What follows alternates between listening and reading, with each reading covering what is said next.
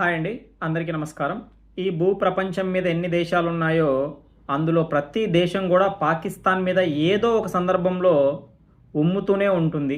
ఈ మాట ఇప్పుడు ఎందుకు చెప్తున్నాను అంటే, పక్కా ముస్లిం దేశమైనటువంటి ఇరాన్ దేశానికి సంబంధించినటువంటి ఒక ఎంపీ ఇబ్రహీం రెజాయ్ అనే వ్యక్తి పాకిస్తాన్పై తీవ్ర విమర్శలు చేశారు. పాకిస్తాన్ అనేది మధ్యవర్తిత్వానికి ఏ మాత్రం పనికిరాని ఒక దేశం అనేసి, పాకిస్తాన్ నిస్సిగ్గుగా మధ్యవర్తిత్వం చేస్తున్నటువంటి సమయంలో కేవలం అమెరికా ప్రయోజనాల కోసమే పనిచేస్తుందని, ఈ విషయం లెబనాన్ విషయంలో అమెరికా పెట్టినటువంటి డిమాండ్లు ఏవైతే ఉన్నాయో దానికి ఏ దేశం కూడా ఒప్పుకోదని, అంత దారుణమైనటువంటి డిమాండ్లను సైతం ఒప్పుకోవలసిందిగా ఇరాన్ని అంగీకరించవలసిందిగా పాకిస్తాన్ డిమాండ్ చేసింది అనేసి, కేవలం పాకిస్తాన్ అనేది అమెరికా చెప్పిన మాట వింటూ అది ఇరాన్కి ఒప్పుకోమని చెప్పడానికి తప్ప ద్వైపాక్షికంగా ఏ రోజు వ్యవహరించలేదు, నిష్పాక్షికంగా ఏ రోజు వ్యవహరించలేదు.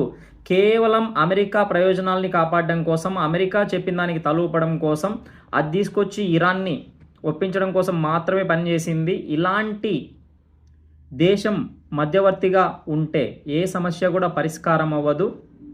కాస్తలో కాస్తైనా సరే అమెరికా వైపు నుంచి కూడా మీరు ఈ నియమాలు ఇలా సడలించాలి, ఇంత డిమాండ్లు సరికాదు అంటూ మాట్లాడాల్సిన అవసరం ఉంది. అలా మాట్లాడగలిగే దేశాలు మాత్రమే మధ్యవర్తిత్వానికి సరైనవి. పాకిస్తాన్ మాత్రం మధ్యవర్తిత్వానికి ఏ మాత్రం పనికిరానటువంటి ఒక దేశం అనేసి ఇరాన్ ఎంపీలలో ఒకరైనటువంటి ఇబ్రహీం రెజాయ్ అనే వ్యక్తి పాకిస్తాన్ పైన మండిపడ్డాడు. ఇలాంటి మరిన్ని అప్డేట్స్ కోసం ఈ వీడియోకి లైక్ చేసి మా ఛానల్కి సబ్స్క్రైబ్ చేసుకోండి. Thanks for watching.